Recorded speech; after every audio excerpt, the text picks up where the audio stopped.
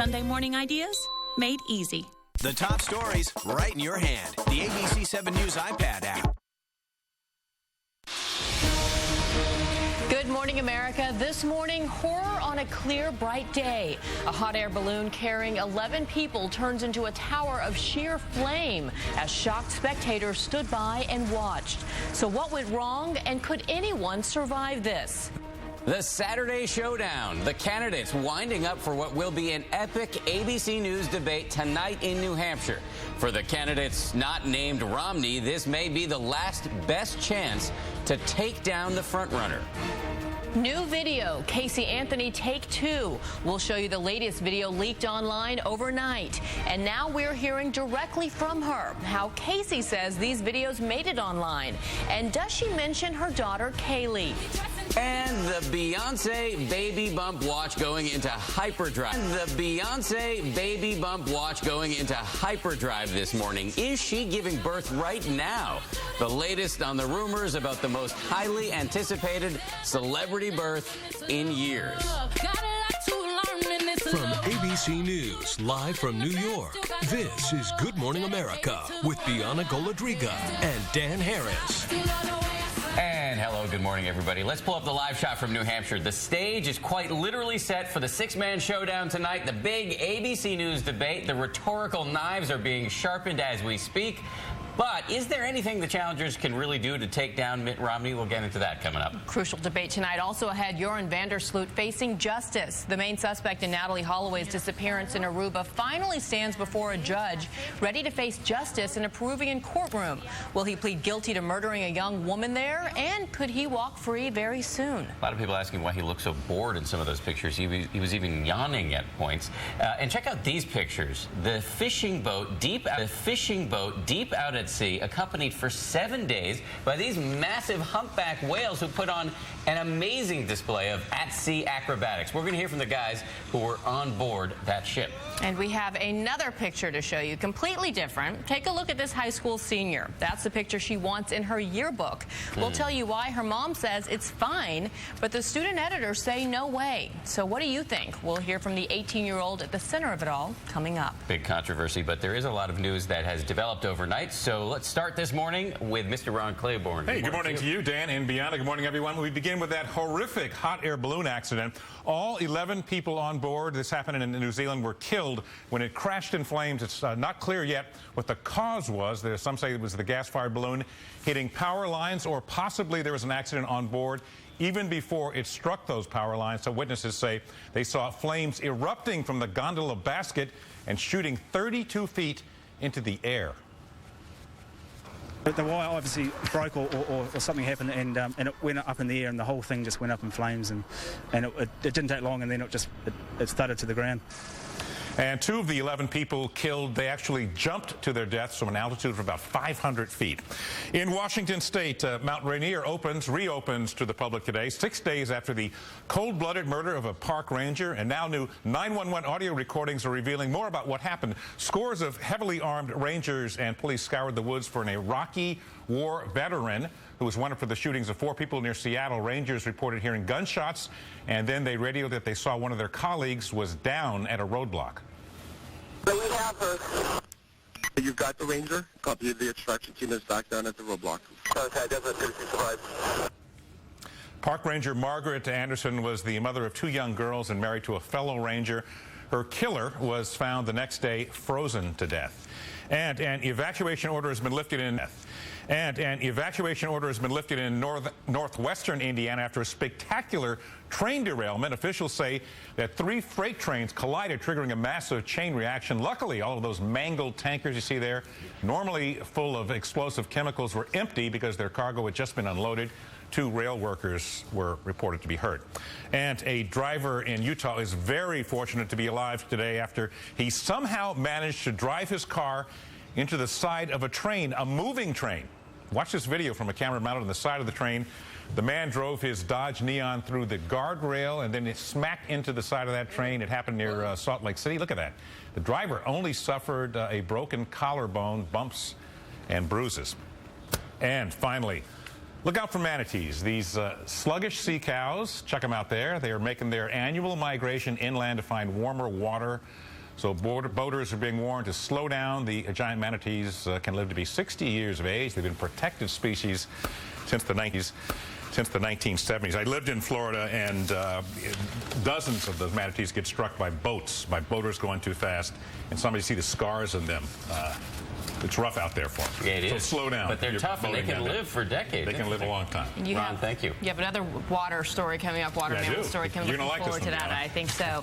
All right, we're going to turn now to politics. Your voice, your vote. Just hours from now, the Republican candidates will battle it out in our crucial debate with 3 days to go before the first primary in New Hampshire. ABC's John Berman is at the site of tonight's big fight in Manchester with the very latest. Good morning to you, John. Good morning, Bianna. Well, this has all the makings of political mayhem. 6 candidates all on this stage, all with different goals, because this is what they know. After this debate and after what happens here on Tuesday, there will likely not be 6 of them left in this race, and this really could be their last chance to break out. At a spaghetti supper last night, Mitt Romney was walking, talking, eating like a front-runner, taking nothing for granted. Let me tell you, those polls, they can just disappear overnight. A new poll does show Romney with a huge 24-point lead here, enough to try and look a bit beyond Republicans and focus on the president like he did overnight. This president doesn't understand how this economy works. He's also failed here in our own economy. He failed to put Americans back to work. So mission Mitt, stay above the fray. What fray? Look at this fight for third. Gingrich, Santorum, Huntsman. Mission Newt? He's made it pretty clear it's rough up Romney. There's a point where you just have to say to somebody, get real. He is a Massachusetts moderate. Mission Huntsman? Get noticed. He's been in New Hampshire for months, and he knows without a strong finish here, that's it. We've got the tyranny of the clock against us right now, and we're moving as quickly as we can. And then there is Mission Santorum. After the Iowa surprise, he wants to prove he is the alternative to Mitt Romney. He told ABC's Jake Tapper, hopefully we'll eclipse some of the other folks who have been spending more time here and more money here than we have. But it won't be easy. He's faced a near frenzy of supporters, reporters, and even hecklers here. And now his new popularity has earned this new scathing attack ad from Ron Paul. Rick Santorum, a record of betrayal, another serial hypocrite. As for Mission Paul, all alone in second place, keep being Ron Paul. His passionate supporters love it, and you can expect him to try to pick off more votes at Santorum's expense. He brags about being for the balanced budget amendment, never did anything about it. No one said politics was always nice. Now, where the candidates stand on stage is determined where they stand in the polls. And Rick Santorum tonight will be standing right in the middle next to Mitt Romney. It shows how fast he's risen. In past debates, he's been out near Guam, but tonight he'll be in the spotlight. He's been out near Guam, but tonight he'll be in the spotlight. Dan? I don't know if he's in Guam, but I can see behind you that another member of our powerhouse political team, Jake Tapper, is right. Wave to him. There he is, right down there on the stage. So, Jake, let me bring you in for a little analysis this morning.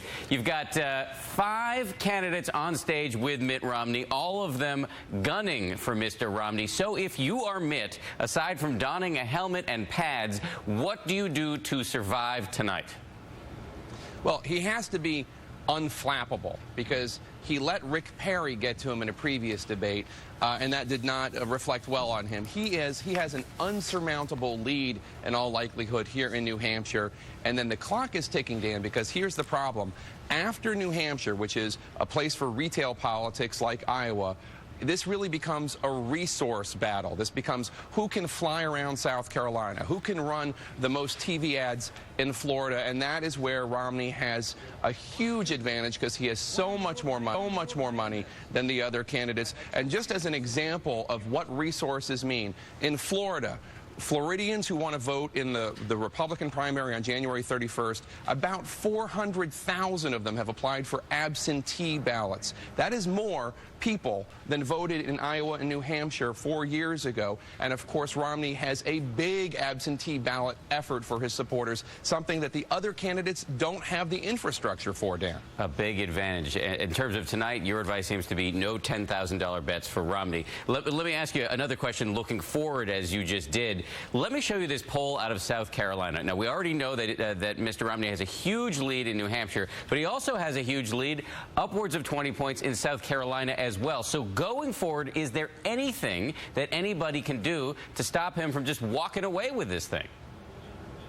Absolutely. There needs to be one credible conservative alternative to Mitt Romney. Right now, I'm looking at their debate podiums right now, their debate lecterns. Right now, they are splitting up the conservative vote. Rick Perry, Newt Gingrich, Rick Santorum. If you add up the polling for Rick Santorum and Newt Gingrich, you get roughly what Mitt Romney has in South Carolina. But if the conservative base consolidates and unites around one candidate, that person could give Mitt Romney a real run for his money. Right now, that candidate could be Rick Santorum, but right now there isn't any decision about that, Dan. Jake Tapper on the debate stage. Jake, so great to have your analysis this morning. Thank you. And a reminder to everybody, do not miss tonight's big ABC News debate. Diane Sawyer and George Stephanopoulos will moderate. That's at 9 p.m. Eastern, 6 Pacific. And tomorrow morning, live from New Hampshire, right here on ABC, George is returning to This Week, the show where we take a deep dive into politics. There's nobody better to have at the helm of This Week as we head into this crucial election year. Now, over to Bianna. All right, Dan. Well, the jobs picture is, of course, playing a huge role in the battle for the White House. And there are new, surprisingly encouraging unemployment numbers just out. The country's unemployment rate dropped to 8.5% in December. That's a 3-year low. And 200,000 jobs were created last month. But we are still a long way from pre-recession levels. So the question this morning, can the economy keep up this positive pace? ABC's David Curley has the story from Washington. And David, everyone is now wondering whether 2012 will be the year of an economic turnaround. You know, Bianna, you can really sense it. People are asking, is this the spark for a broader recovery, which led us to ask, how do we keep this going? Thousands of those jobs were added in, believe it or not, manufacturing, as well as healthcare, even the troubled construction industry. We're moving in the right direction. We have made real progress. Now's not the time to stop. So the first thing to keep it going, taxes. The president has called for, and many economists agree, that the payroll tax holiday needs to be extended beyond February. That puts cash in consumers' pockets, and when they spend, companies hire more, which is all about confidence. Consumers need to be confident to spend, and businesses need to be confident that there will be that spending before they expand and add jobs. And that is what worries some. Are these numbers just a blip? Or are we actually now on a roll, which could gain momentum? As we go through 2012, we'll see that businesses become more confident, households spend more money, jobs get created. But there are economic stumbling blocks out there. Gridlock. The president and Congress able to get very little done. Remember the debt ceiling battle last summer? We could see a repeat this year. And then there are the unknowns and the uncontrollables. Europe, one of our biggest trading partners, may dip into recession, and they still have those big debt problems to solve. And China's economy is slowing. Could that slow us too? There really are no guarantees. There's also worry about a spike in oil prices. And one economist pointed out to me, don't forget, the Postal Service is getting smaller. 250,000 postal workers are going to be laid off, so we have a lot of things that could trip us up as we go through the year. Back to you guys. That's right, David. So what's interesting is that 8.5% unemployment number could still go up even if we continue to see more hiring out there, because a lot of people that just gave up looking may be going back into the workforce and starting to look. So don't go too married to that 8.5% number. All right, Bianna, thank you. And now to a New Year's Day murder mystery involving 2 of this country's military elite. 4 people, including 2 Navy fighter pilots, were killed in San Diego in what police now think was a murder-suicide. They're still not exactly sure what happened, but online postings from one of the pilots paint a picture of a disturbed young man. Here's ABC's Tanya Rivero.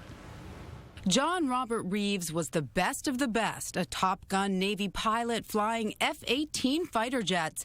But behind the hotshot exterior, his life was seemingly far